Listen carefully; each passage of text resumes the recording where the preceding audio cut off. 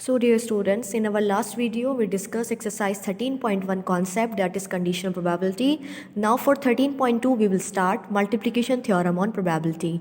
So this is a theorem which will help to solve some problem of probability which have nature like, जिसका nature ऐसा होगा कि जैसे example में आपके सामने गिवन है कि आपके पास कोई भी एक एक्सपेरिमेंट है, उसमें आप कंटिन्यूस 2-3 इवेंट्स ले रहे हैं और आपको उन सब के होने के चांस निकालने हैं। यानी आपने क्या किया, जैसे आपके पास एक बैग है, बैग में कुछ बॉल्स हैं अलग अलग कलर्स की, उसमें आपने पहले रेड बॉल निकाली, फिर ब्लू बॉल निकाली, देन ग्रीन बॉल निकाली। तो तीनों के चांस एट अ टाइम निकालने के लिए आप लोग मल्टीप्लिकेशन थ्योरम ऑफ प्रोबेबिलिटी का यूज़ करेंगे। So this topic is very easy. जब आप क्वेश्चंस करेंगे then you will get to know the proper nature of this theorem, इसे एग्जैक्टली हमें कैसे इस्तेमाल करना है। तो बेटे स्टार्ट करते हैं हम एग्जाम्पल 8 से। So here an urn contains 10 black and 5 white balls. Urn के अंदर ब्लैक और वाइट बॉल्स गिवन है, तो हम लोग लिख लेते हैं here example 8 number of black balls equals to 10, number of white balls equals to 5. Now total balls is equal to 15. We have written the data. Now let's read out the problem. इसमें क्या पूछा गया है आपसे? 2 balls are drawn from the urn one after the other without replacement. This word is very important. इससे आपको बहुत सारे हिंट मिलेंगे कि कैसे आपको आंसर निकालना है। इसमें बोला गया है कि आपने 2 बॉल्स ड्रॉ की हैं एक के बाद एक विदाउट रिप्लेसमेंट। विदाउट रिप्लेसमेंट का मतलब होता है बेटे, अगर आपने कोई बॉक्स में 5 बॉल्स रखी हैं, आपने 5 में से एक निकाल दी और उसे रिप्लेस किया, रिप्लेस करने का बाद उसे मतलब है उसे वापस डाला। और विदाउट रिप्लेसमेंट का मतलब होता है उस बॉल को निकालने के बाद बाहर ही छोड़ देना। यानी 5 में से अगर एक निकल गई और उसे बाहर छोड़ दिया आपने तो सिर्फ 4 रह जाएंगे अंदर। तो विदाउट रिप्लेसमेंट का मतलब होता है कि उसमें बॉल कम रह जाएगी, और विद रिप्लेसमेंट का मतलब होता है उस बॉल को निकालने के बाद वापस डाल दिया है दोबारा गेम स्टार्ट करने के लिए। तो इसका मतलब यहाँ देखते हैं आगे हम क्या गिवन है। What is the probability that both drawn balls are black. जब आपने एक के बाद एक बॉल्स निकाली है तो कंटिन्यूस इवेंट निकाले हैं, आपने चेक किए हैं, तो आप मल्टीप्लिकेशन थ्योरम ऑन प्रोबेबिलिटी लगाएंगे और ये चांस निकालने हैं कि दोनों ब्लैक कलर की बॉल्स हैं। सो probability of getting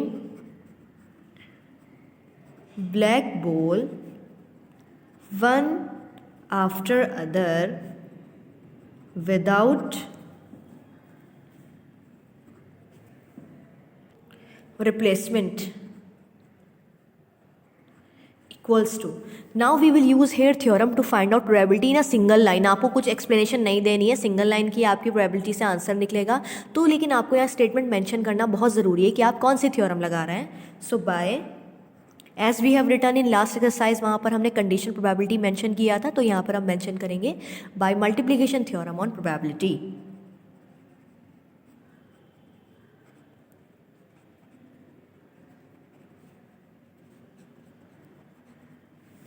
we have probability of getting black ball one after the other without replacement equals to. अब देखो बेटे, टोटल ब्लैक बॉल्स कितनी है? 10 है। तो आपने चांस निकाले 10 अपॉन टोटल, यानी favourable upon total 10 upon 15 multiply किस लिए लगा रहे हैं? पहले इवेंट के चांस मल्टीप्लाई सेकंड इवेंट के चांस। अब हमने विदाउट रिप्लेसमेंट वर्क किया, यानी उसमें दोबारा बॉल को नहीं डाला है। अब बॉल तो कम रह जाएंगी, तो ब्लैक बॉल निकाल चुके हैं, तो अब 10 में से रह जाएगी एक 9 बॉल, और टोटल में से भी तो कम होगा क्योंकि वो ब्लैक बॉल टोटल में भी तो काउंट हो रही थी। तो टोटल पहले 15 थी, अब एक निकल चुकी है, तो यहाँ रह जाएगा बेटे 14। So this is the main line of this question. ये आपका मेन स्टेप होता है। अगर आपको ये जनरेट करना आ गया तो आंसर तो आप निकाल ही देंगे। अभी सिंपल कैलकुलेशन करनी है। 3 3 ज़ा 9, 3 5 ज़ा 15, ये हो जाएगा आपका 5 2 ज़ा 10, 2 7 ज़ा 14। सो 3/7 is the probability of getting 2 black balls one after the other without replacement. Now come to next example, that is 9th.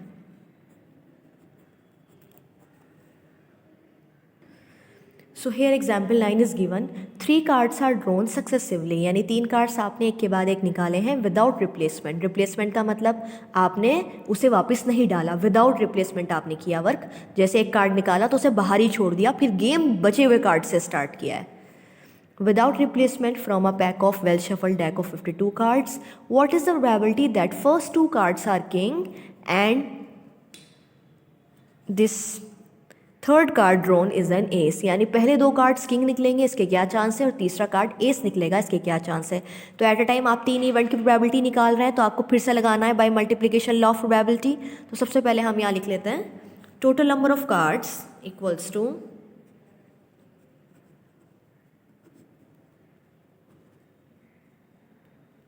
(52) number of Kings.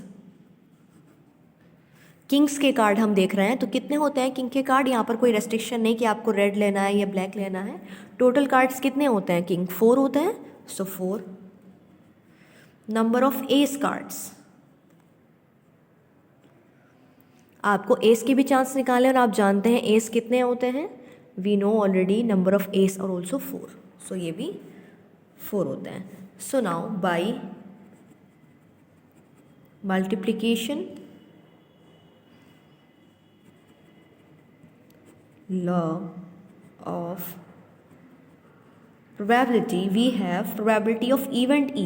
और बेटे इवेंट E क्या है, आप इवेंट E को स्पेशली मेंशन कर सकते हैं, जैसे हमने यहाँ ऊपर किया है getting first two king cards and third ace card without replacement. तो यहाँ पूरी स्टेटमेंट लिख सकते हैं जैसे हमने यहाँ लिखी है, इज इक्वल टू। अब बेटे स्टार्टिंग के दो कार्ड्स किंग लेने हैं, तो पहले अगर आपने किंग निकाला तो किंग होते हैं 4, टोटल नीचे आता है, सो 4/52 मल्टीप्लाई। अब देखो बेटे पहला किंग निकाला, दूसरा भी किंग निकालना है, और आप जानते हैं बिना रिप्लेसमेंट के, तो जो एक किंग निकला होगा उसे आपने बाहर छोड़ दिया, अब किंग सिर्फ 3 रह गए ना, सो 3/, टोटल में से भी एक कम हो जाएगा क्योंकि एक किंग वो टोटल में भी काउंट हो रहा था, मल्टीप्लाई। आपने दो किंग के बाद गेम को स्टॉप नहीं किया, आपने क्या किया, उसमें एक एस कार्ड भी निकाला, तो एस कार्ड कितने होते हैं, टोटल 4 होते हैं ना, सो 4/। अब बेटे यहाँ नीचे 50 क्यों हो रहा है, क्योंकि पहले तो उसमें से एक किंग निकला है, फिर दूसरा किंग निकला है, टोटल कार्ड से 50 रह जाएंगे ना, टोटल में से 2 किंग बाहर आ चुके हैं पीछे के केसेस में। So this is the multiplication law of probability. अब इसे आप सॉल्व कर सकते हैं when you will solve it. So 26, 13, so here I am getting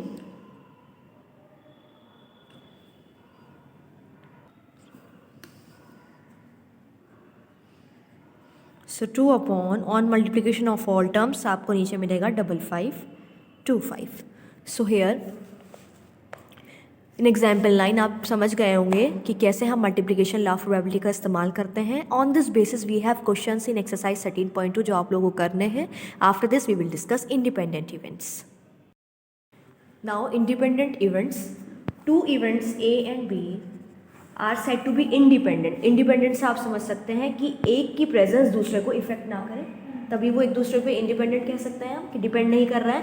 तो उसको मैथमेटिकली रिप्रेजेंट कैसे करेंगे प्रोबेबिलिटी के केस में, अगर आपको ये शो करना है कि दो इवेंट इंडिपेंडेंट हैं, तो आप पहले उनका निकालिए probability of their intersection, and it should be equal to probability of A dot probability of B.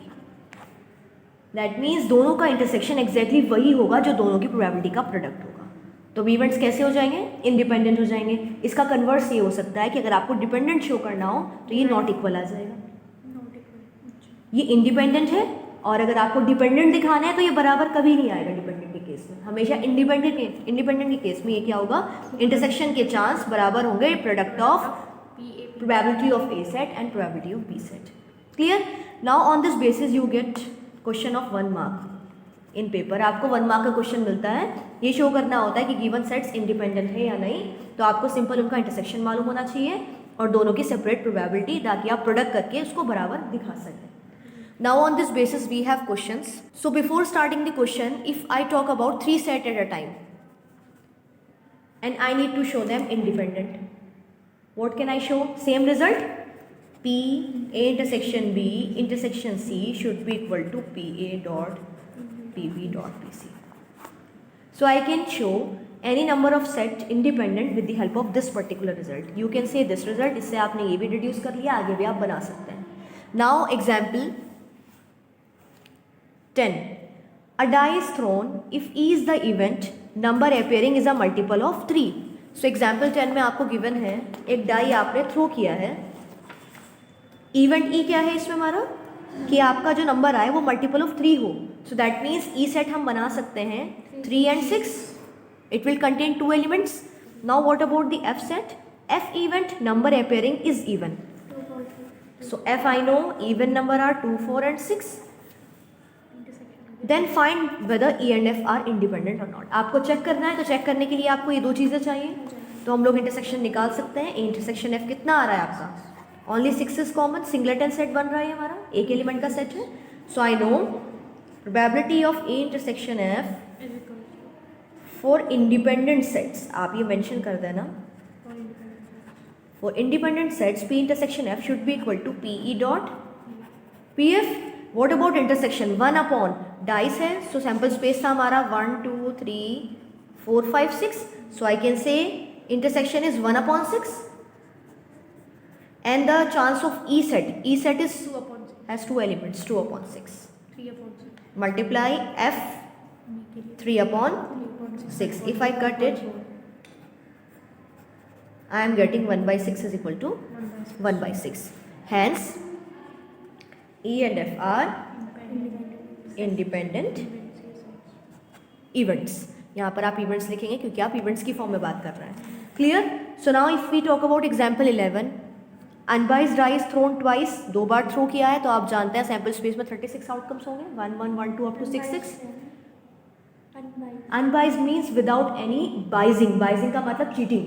तो कभी कभी होता है ना, कुछ लोग खेलने के लिए एक डाइस पे 2 बार 6 बना देते हैं, वाइटनर से बना देते हैं डॉट डॉट करके, दैट इज बाइजिंग, मतलब चीटिंग के हिसाब से काम करना. तो अनबाइज्ड का मतलब है एग्जैक्ट जैसा मार्केट से आया वैसा ही डाई अवेलेबल है बिना किसी चीटिंग के.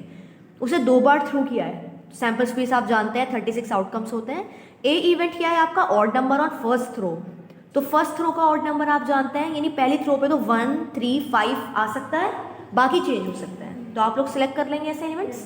उसके बाद आपको बी इवेंट लेना है, odd number on second throw, second पे लेना है, फिर आपको इंडिपेंडेंस चेक करना है उनकी. कर लेंगे आप? Okay. Example 12 now. 3 coins are toss simultaneously. 3 coins को एक बार टॉस किया एक साथ. Consider the event E 3 heads और 3 टेल्स. अब देखिए बेटे, जब आपका 3 कॉइन का आ गया यहाँ पर इवेंट, तो सैम्पल स्पेस आप जानते हैं 3 कॉइन्स के लिए क्या होते हैं? 8 आउटकम्स होते हैं. ट्रिपल एच आपको बताया, लिखने का तरीका भी बताया हुआ है. जब 3 कॉइन्स एक साथ आते हैं तो सैम्पल स्पेस जो बनता है, ताकि मिस्टेक ना हो, सबसे पहले हम ट्रिपल एच लेते हैं, देन ट्रिपल टी, इसके बाद एच वाले में टी मूव कराते हैं और टी वाले में एच मूव कराते हैं. तो फर्स्ट प्लेस पर हो सकता है T H H, H T H, H H T. Here H T T, ये एच मूव करके यहाँ आ जाएगा T H T and T T H. So these are 8 outcomes of sample space in a 3 coins case. अब यहाँ देखो बेटे, sample space के बाद क्या लिखा है? इवेंट ई हैज़ 3 हेड और 3 टेल्स, यानी इवेंट ई जो बनेगा हमारा वो या तो 3 हेड्स का बनेगा, सो दैट मीन्स 2 एलिमेंट्स आ गए. G at most 2 head. What about G set? At most 2 head. ज़्यादा से ज़्यादा 2, उससे ज़्यादा ना हो.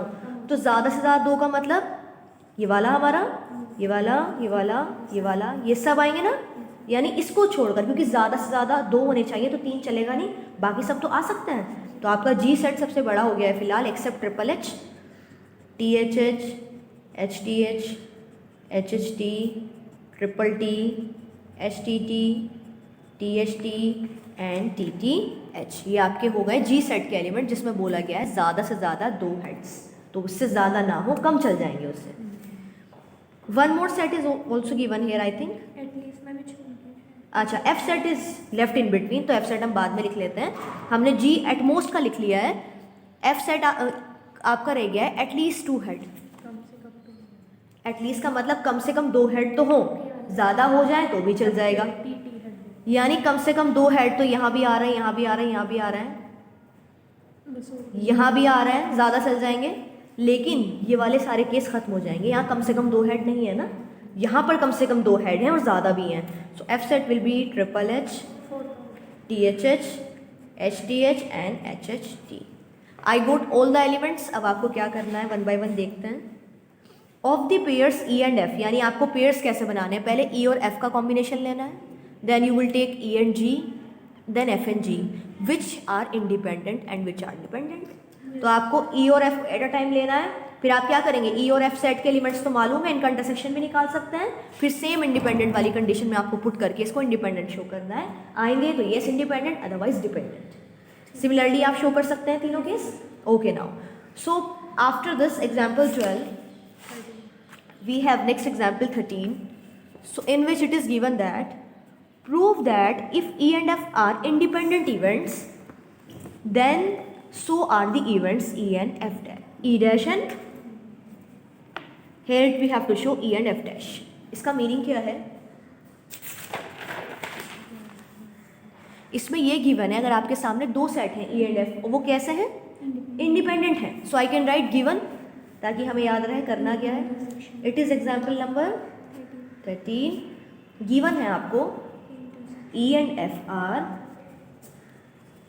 Independent events।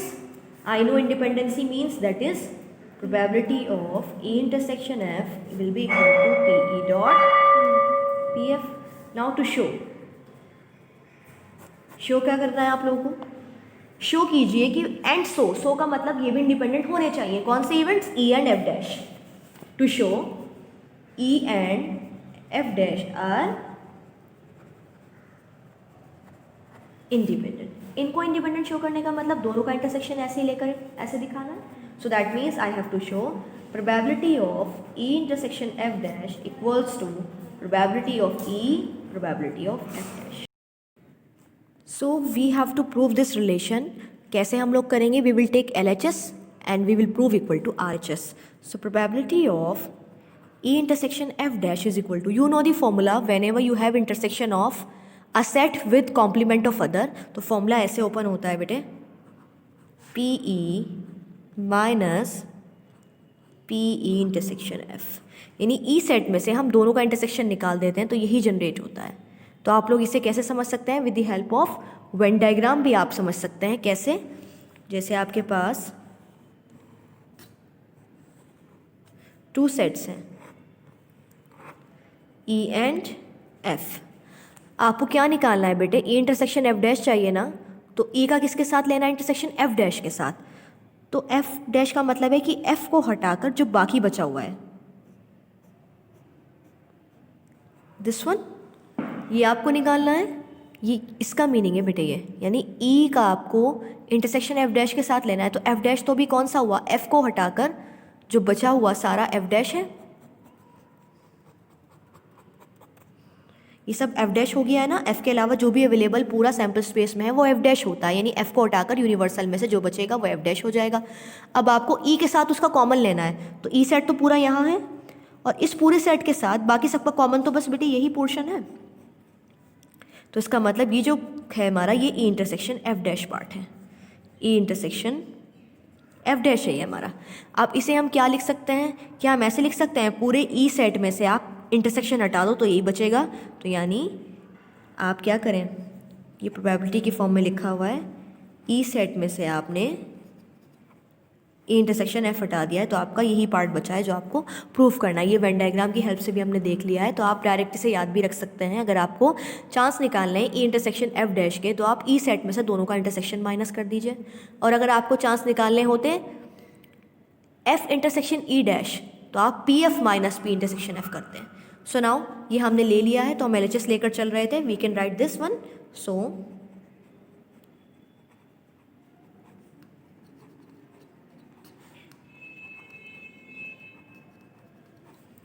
ठीक है, आपको ये लाना है इससे।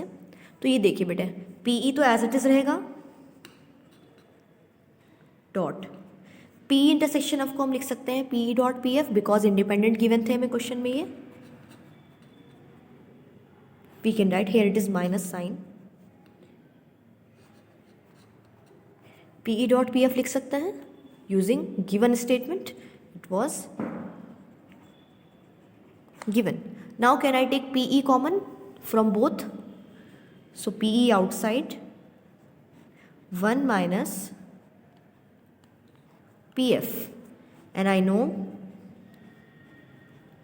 1 माइनस PF को हम लिख सकते हैं बेटे PF डैश, यानी F सेट की प्रोबेबिलिटी हटा दीजिए तो F डैश सेट की आ जाएगी। So I can write P F dash equals to R H S. देखिए हमें यही लाना है, probability of E intersection F dash is equal to P E dot P F dash. तो हमने पी इंटरसेक्शन एफ डैश से start किया, solve किया, तो हम आ गए हैं P E dot P F dash पर। सो आई होप आपको ये समझ में आ गया होगा कैसे हमने एग्जाम्पल 13 को प्रूव किया है। Now come to example 14। Example 14, if A and B are two independent events, दोनों कैसे इवेंट्स हैं, इंडिपेंडेंट है। तो आप जानते हैं इंडिपेंडेंट इवेंट की रिलेशन होती है probability of A intersection B is equal to P A dot P B. Then the probability of occurrence of at least one of A and B is given by 1 minus PA dash dot PB dash। यानी आपको ये show करना है अगर दो events आपके सामने independent हैं तो उनमें से किसी भी एक के होने के चांस कम से कम एक के तो हों, तो वो ये आपके इस तरीके से शो कर सकते हैं। तो सबसे पहले आपको ये समझना है कि आपको प्रूफ करना है बेटे, टू शो, प्रूफ हम बाद में करेंगे। टू शो आपको क्या करना है, probability of at least one of A and B is given by 1 minus PA dash dot PB dash। आपको ये शो करना है कि कम से कम एक तो हो दोनों में से। कम से कम एक का मतलब बेटे यूनियन होता है, क्योंकि यूनियन में इसके भी एलिमेंट्स आते हैं, इसके भी आते हैं, है ना। तो यूनियन हमेशा एटलीस्ट को शो करता है कि कम से कम दोनों का एक भी पार्ट, तो यूनियन आ जाएगा यहाँ पर। आपको यूनियन लाना है, that is probability of union equals to 1 minus PA dash dot PB dash। Now we will take LHS to prove equal to RHS। So taking LHS, probability of A union B equals to, I know the formula, A union B का formula होता है बेटे PA plus BB minus PA intersection B, आपने 11th में भी पढ़ा हुआ है। So that is equals to PA plus PB minus PA intersection B। So PA plus PB। Now what about their intersection? आपको A और B दोनों independent sets given है और आप जानते हैं इंडिपेंडेंट सेट्स के लिए इंटरसेक्शन को हम दोनों के प्रोबेबिलिटी के प्रोडक्ट के बराबर भी लिख सकते हैं। सो आई नो इसे लिख सकते हैं हम लोग PA dot PB। Now something is common, तो हम क्या कॉमन ले सकते हैं, इन दोनों में से PB बाहर आ सकता है। So I will write probability of A plus probability of B outside, अंदर रह जाएगा बेटे 1 माइनस प्रोबेबिलिटी ऑफ A से पीस probability of A set. So now PA plus PB dot, बेटे 1 यानी टोटल सेट में से अगर आप A सेट की प्रोबेबिलिटी हटा दें तो A डैश की प्रोबेबिलिटी आती है, आप जानते हैं उसका कॉम्प्लीमेंट ही तो रह जाएगा। सो PA डैश। नाउ PA, अब देखो बेटे क्या मैं PA को PA डैश की फॉर्म में लिख सकती हूँ, यानी अगर मैं टोटल में से कॉम्प्लीमेंट के चांस हटा दूँ तो सेट के ही तो चांस बनते हैं, तो यानी PA को भी हम लिख सकते हैं 1 minus PA dash plus PB dot PA dash. Now look carefully, यहाँ हम लोग बेटे 1 एज इट इज। अब देखो बेटे क्या इनमें से कुछ कॉमन आ रहा है, PA डैश कॉमन आ रहा है। So I can take minus PA dash outside, अंदर रह जाएगा 1 minus probability of B set and 1 minus PA dash dot 1 में से B सेट के चांस हटाने हैं, तो यानी आपके कॉम्प्लीमेंट ऑफ B के चांस डेवलप हो जाएंगे।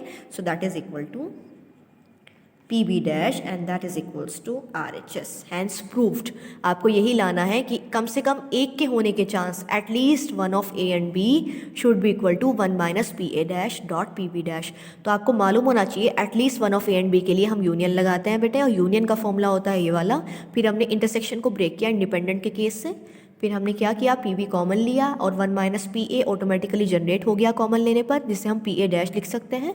फिर आप जानते हैं PA को भी हम 1 माइनस PA डैश रिप्लेस कर सकते हैं, ये सेम लिखा। फिर PA डैश आपने दोनों में से कॉमन लिया, 1 माइनस PB जनरेट हुआ जिसे हम PB डैश कह सकते हैं, and that is equal to RHS।